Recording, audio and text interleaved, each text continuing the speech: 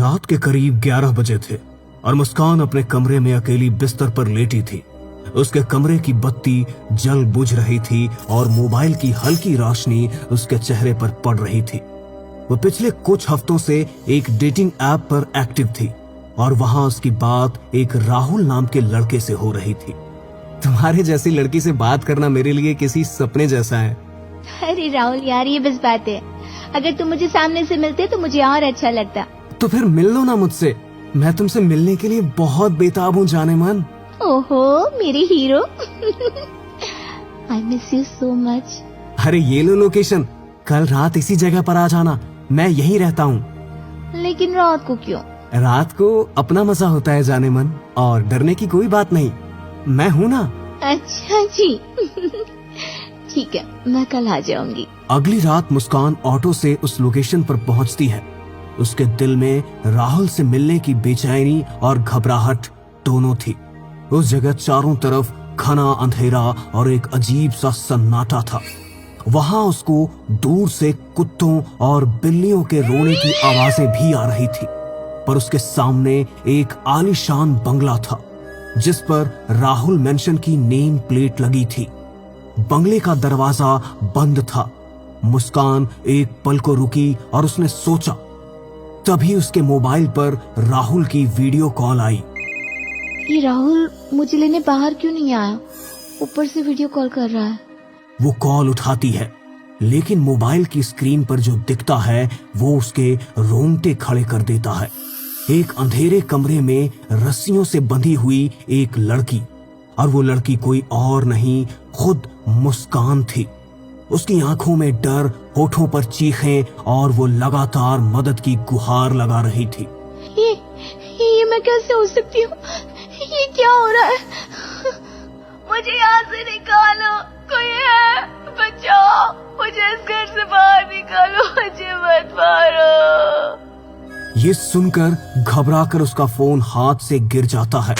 वो नीचे झुककर फोन उठाती है, लेकिन जैसे ही वो खड़ी हुई वो देखती है कि अब वो एक पुराने से खंडहरनुमा घर के अंदर खड़ी है। न बाहर आने का रास्ता, न जाने का। कोई है? मुझे बाहर जाना है। मुझे यहाँ किसने बंद किया? बाहर निकालो मुझे। राहुल, राहुल। तभी एक धीमी सी सिसकती आवाज उसके कानों में गूंजती है। मुस्कान, मुस्कान। वो पलटती है, लेकिन वहां कोई नहीं होता। फिर अचानक दीवारों से हाथ निकलते हैं और आवाज गूंजती है। तूने मेरे साथ सही नहीं किया। अब मैं तुझे लेकर जाऊंगा वहीं जहां मैं हूँ। कौन हो तुम? राहुल, ये सब क्या है? राहुल! अचानक उसके सामने एक चेहरा जिसकी आंखें खून सी लाल और होठों से खून टपक रहा था। वो कोई और नहीं, खुद मुस्कान की डरावनी परछाई थी। वो परछाई मुस्कान की तरफ बढ़ती है। मुस्कान कांपती हुई पीछे हटती जाती है। क्यों आई तू यहाँ? अब यहाँ से वापस नहीं जा पाएगी मुस्कान, अब वापस नहीं जा पाएगी। राहुल, तुमने मुझे यहाँ क्यों बुलाया? बाहर निकालो मुझे। कहाँ हो तुम राहुल? अचानक चारों तरफ से चीखें आने लगती है, बच्चों की, औरतों की। एक दरवाजे के पीछे से रोशनी आती है। मुस्कान दौड़ती है, पर वहां सिर्फ एक टूटा झूला होता है जो अपने आप हिल रहा था। ये सब क्या है? मैं यहाँ कैसे पहुंची? अब खंडहर में अंधेरे के बीच मुस्कान भागते भागते एक दरवाजे की ओर बढ़ती है जो धीरे धीरे अपने आप खुलता है।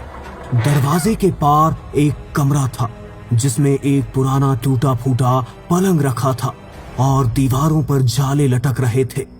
मुस्कान की नजर पलंग पर जाती है।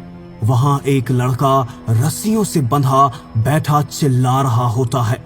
वो राहुल था। राहुल, राहुल तुम यहाँ? तुम्हारी ये हालत कैसे हो गई?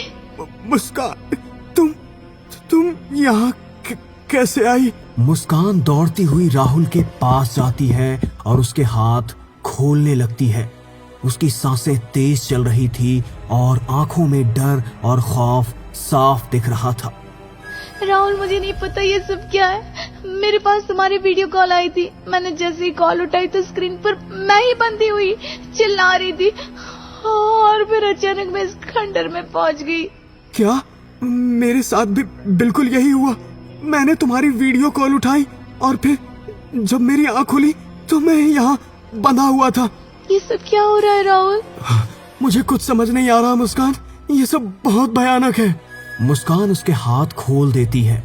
दोनों अब बाहर निकलने का रास्ता ढूंढने लगते हैं। तभी मुस्कान को एक कोने में एक लड़का दिखाई देता है। उसके मुंह और आंखों से खून टपक रहा था। ये देखकर मुस्कान बहुत ज्यादा घबरा जाती है। मुस्कान, तुम इतनी घबराई हुई क्यों हो? दीवार की ओर ऐसे क्या देख रही हो? सब ठीक तो है ना?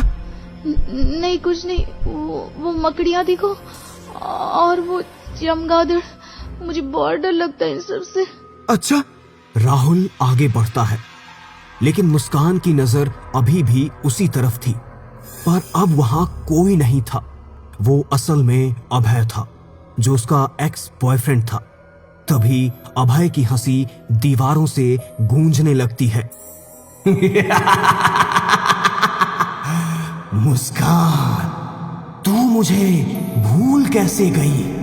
आज इतने दिन बाद आज मैंने तुझे बुला लिया।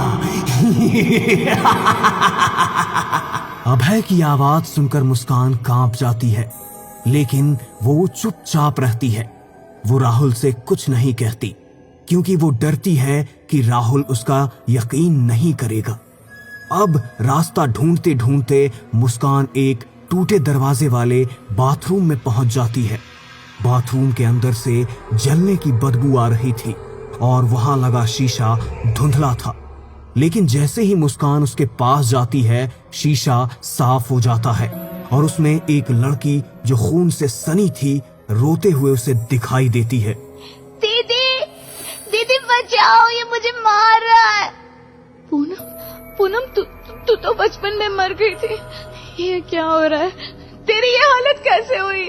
पूनम की चीखें गूंजती है और शीशे के पीछे जैसे कोई उसे खींच रहा हो। फिर अभय की एक डरावनी हंसी सुनाई देती है।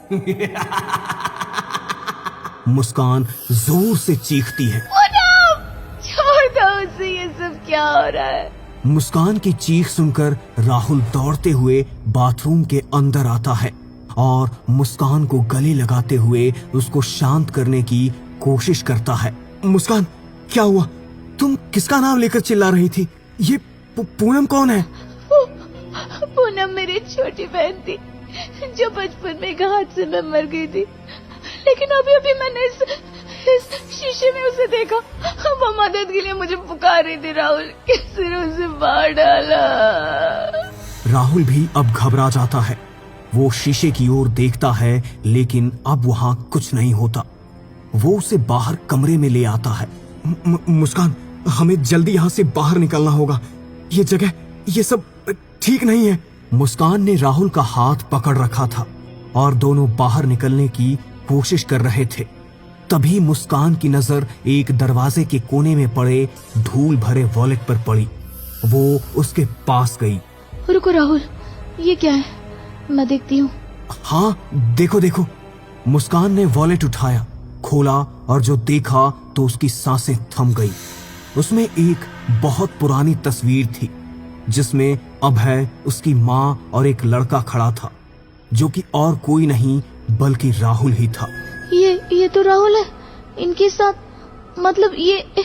वो तुरंत पीछे मुड़ी लेकिन राहुल उस कमरे से गायब था। डर से उसका चेहरा सफेद पड़ने लगा था। अब वो भागते हुए दूसरे कमरे में गई। वहां फर्श पर एक मोबाइल गिरा पड़ा था। उसने मोबाइल उठाया, स्क्रीन ऑन की। मोबाइल की गैलरी में उसने अभय और राहुल की कई तस्वीरें देखी, कभी माँ के साथ, कभी सिर्फ उन दोनों की। मतलब ये राहुल कोई और नहीं, अभय का भाई, और उसने मुझसे ये सब छुपाया। मतलब उसे सब पता है। उसने मुझे जानबूझकर यहाँ बुलाया। तभी उसको कमरे की दीवारों पर खून से लिखा दिखाई देता है, अब तुझे कोई नहीं बचा सकता मुस्कान। ये देखकर मुस्कान समझ गई कि ये राहुल की चाल है। उसने सीधा जाकर राहुल को ढूंढना शुरू किया। तुमने मुझसे झूठ बोला राहुल। तू अभय का भाई है ना? कहाँ है? बाहर निकल, मैं तुझे छोड़ूंगी नहीं। अचानक दीवारों पर अभय का चेहरा बनने लगा और उसकी भयानक हंसी पूरे खंडहर में गूंजने लगी। तू तो बहुत तेज निकली मुस्कान। आज भी तेरा दिमाग इतना तेज चलता है। वाह, बहुत खूब। तभी पीछे से ताली बजाते हुए राहुल सामने आता है। वाह मुस्कान, तूने तो सारी गुत्थी खुद ही सुलझा ली। मुझे लगा था तू डर के मारे पागल हो जाएगी, लेकिन तू तो बहुत दिमाग वाली निकली। राहुल, क्या है ये सब? क्या चाहता है तू? तेरी सच्चाई, तेरे उस झूठे प्यार का नाटक जो तूने मेरे भाई अभय से किया था। वो दिन रात तेरे नाम की रट लगाता था, पर तुझे फर्क नहीं पड़ा, और फिर वो तेरी याद में तड़प तड़प कर मर गया। मेरे भाई को मार डाला तूने, अब मैं भी तुझे वैसे ही तड़पा तड़पा कर मारूंगा। राहुल का चेहरा अब वहशी हो गया था, उसके सर पर खून सवार हो गया। राहुल, मुझे माफ कर दो। मुझे नहीं पता था कि मेरे प्यार में अभय इतना टूट चुका है। उस वक्त मैं छोटी थी, ना समझी में हुआ ये सब। अब तेरा ड्रामा करना बेकार है। आज मेरे भाई की आत्मा को शांति मिलेगी। मार डालो इसे राहुल, मार डालो इसे राहुल। मेरे भाई, मेरी मौत का बदला लो इससे। अब राहुल एक लोहे की रॉड उठाता है। मुस्कान पीछे हटती है, लेकिन लड़खड़ाती हुई वहीं गिर जाती है। कमरे की दीवारों पर खून टपकता है। अभय की हंसी गूंजने लगती है। नहीं राहुल, प्लीज मुझे मत मार, मुझे मत मारो। मैं तुमसे बहुत प्यार करती हूँ राहुल, प्लीज। राहुल की आंखों में खून उतर आता है। वो रॉड उठाकर मुस्कान पर एक के बाद एक कई वार करने लगता है। 1, 2, 3, चीखें, दर्द और फिर एकदम सन्नाटा। मुस्कान का शरीर खून से लथपथ फर्श पर गिरा होता है। आंखें खुली, जिसमें अभी भी डर था। अब तुझे समझ आया होगा किसी का दिल तोड़ने की सजा क्या होती है। इतनी जल्दी मर गई साली। कमरा सन्नाटे में डूब जाता है और फिर केवल अभय की आत्मा की हंसी गूंजती रहती है। दोस्तों, हमारे चैनल को सब्सक्राइब करें और वीडियो को लाइक करें, क्योंकि इन वीडियो को बनाने में हमें बहुत मेहनत लगती है। आपका सपोर्ट ही हमें और अच्छी कहानियां बनाने की ताकत देता है।